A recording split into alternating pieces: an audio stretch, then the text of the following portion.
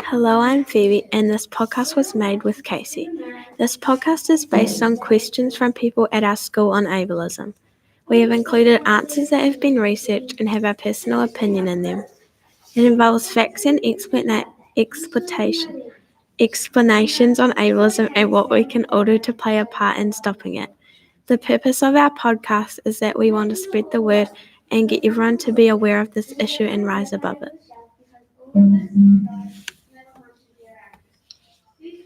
Hello, I'm Phoebe. And I'm Casey. In this podcast, we will be talking about ableism. Many of you may not know what ableism is, so we're here to talk about it. We'll be answering some questions from students in our school on the topic ableism. Firstly, we'll be introducing what it is. So ableism, do you know what that is? Ableism is discriminating against people with a disability. This can cause the person who is getting discriminated against to feel sad or different to everyone else. They just want to be treated the same. From research, we have found that it can also cause depression, as they get a lot of second looks and don't feel like they belong here. Robert Ingersoll once said, "Give every human being every right that you claim to yourself."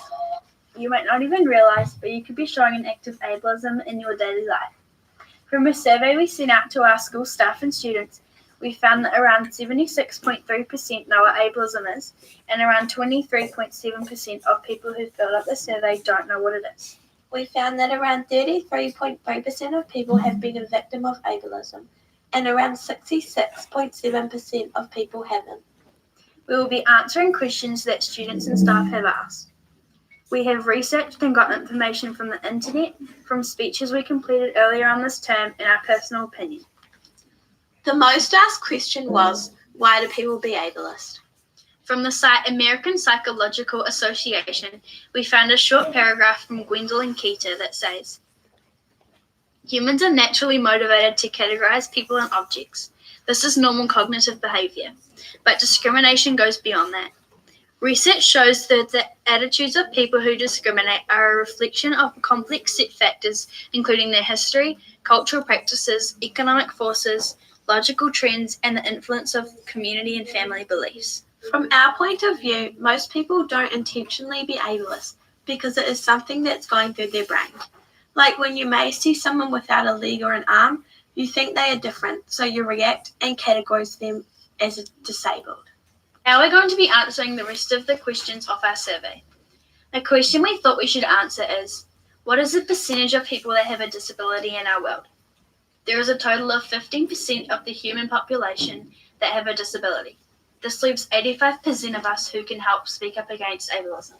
So, some of you may be listening to this and don't know what an upstander is.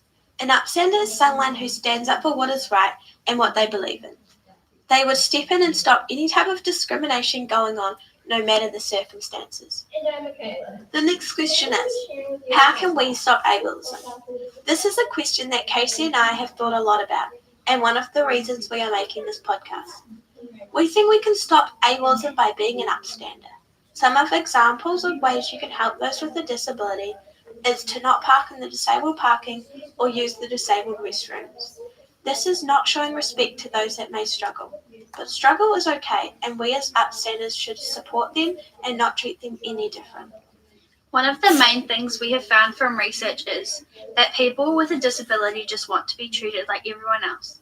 Another thing that we think can help overpower ableism and all types of discrimination is being an upstander. We should all be one. We now know that being an upstander is the aim, but what is the thing we are trying to avoid? That is called a bystander. It is basically the opposite of an upstander. A bystander is someone that either agrees or maybe joins in on any type of discrimination. They would rather laugh at a discriminative joke or do nothing about it. The next question we have is, do you think that it is more common than racism, sexism, etc.?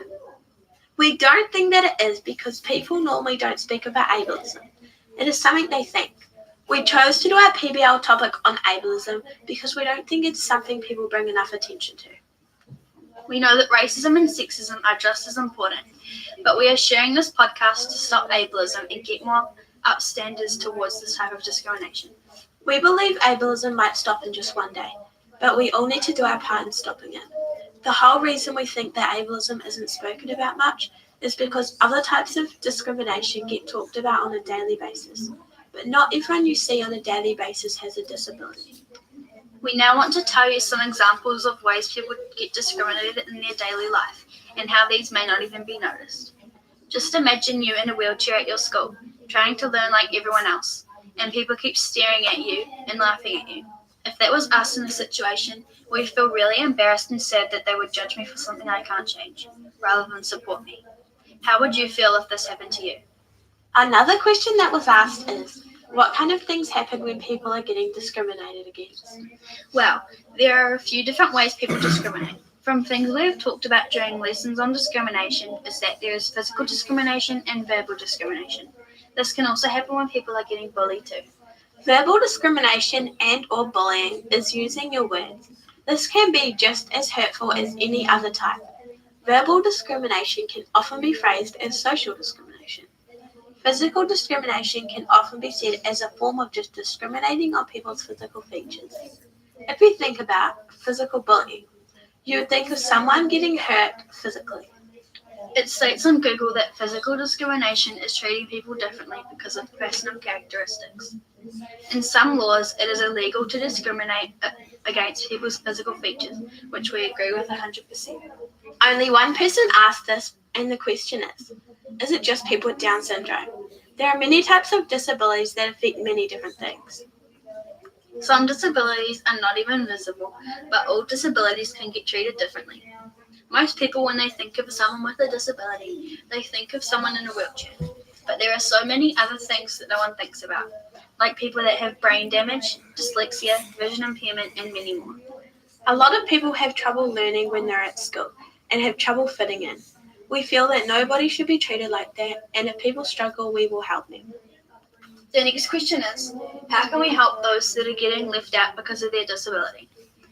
We think the main thing is to treat them like you would do to anyone else.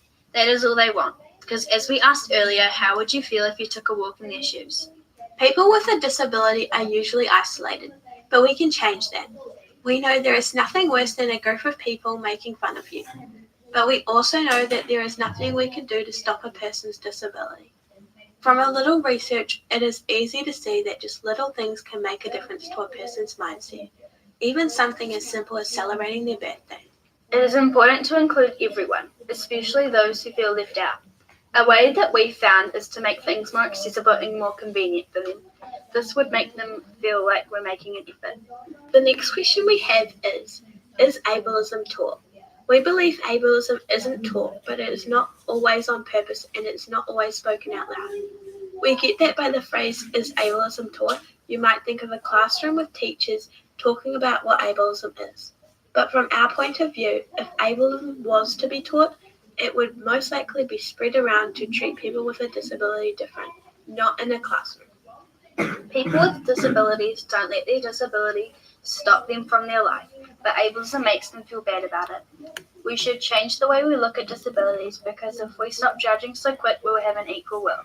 Next question is, how does it affect things in the workplace? This is something that gets affected a lot in many different ways. 13.3 million people with disabilities of the working age have experienced difficulty finding employment because of their disability. This is a lot of people, but from research, one of the main reasons they struggle to get a job is because the employer would rather work with someone that can talk well, hear well, and so on. These are not fair reasons. Everyone should be able to get a job no matter what. Some workplaces may not have a lift for people in wheelchairs, or maybe no one can be bothered to do sign language. But really, imagine you were in their shoes. A question we thought would be interesting to answer is, what kind of laws are there around ableism, and what is the consequence of violation? From a little research around human rights, we found that according to the Human Rights Act, no one can discriminate against your disability or impairment. You can complain to the Human Rights Commission if you have been a victim of any form of discrimination. A fact we found around the consequence of discrimination is that you are violating the other person's human rights, but discrimination in the workplace is taken more seriously. Job discrimination is handled by the US Employment Opportunity Commission, also known as EEOC. Next question is, have we ever experienced any type of discrimination? If so, what did you experience? Luckily, we have never experienced any type of discrimination, but we know it is an ongoing problem and a lot of people have. We know that casual discrimination takes place daily, and people don't really often notice it, but the people getting discriminated against do. We think it can happen during school, in public, behind their back, and many more. When we don't know about what's going on, it's difficult to put an end to it, but when we do know about it, we should be an upstander and step in. We're going to be answering a few more questions, so here is one of them. What is the most common disability? Well, we know there are many common disabilities, ranging from learning disabilities to impairments.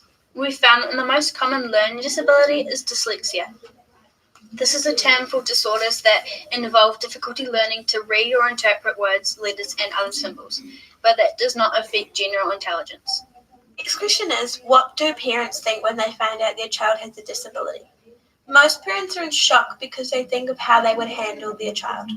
But when their child is born, most parents don't feel any different looking after a child that might have a disability.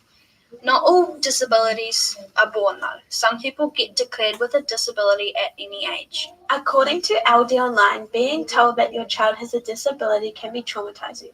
Many parents are stunned by such news. Receiving such a message can produce overwhelming emotions of shock, anxiety, and fear. They'd wonder what schools to put them in and if their teachers would support them. If a teacher ignored or treated the disabled student differently, it would be an act of ableism. This is one of our last questions we have. Is it harder to find a school for a child with a disability than someone who isn't disabled? We think all schools should be supportive to any child. Some schools may have more teacher aides to help those that may need extra guidance, but we think just all teachers should have an understanding of this issue and not be ableist. The last question is, what is the difference between pay for people with disabilities and people without?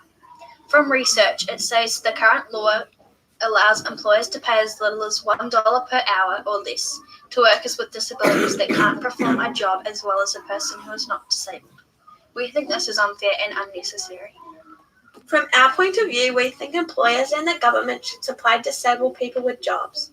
They have the same amount of rights as we do to earn money and work on a daily basis.